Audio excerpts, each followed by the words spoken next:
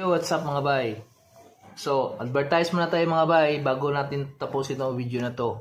Kayo ba ay bumabiyahe ng Mindanao or Leyte?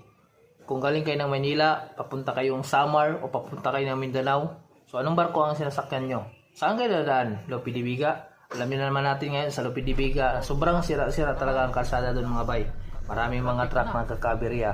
Maraming mga truck na nasasabugan ng gulong.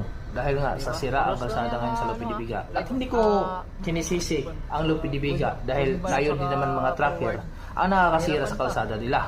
So ngayon, bigyan ko kayo ng magandang barko para hindi natin madaanan yung Lope de Vega.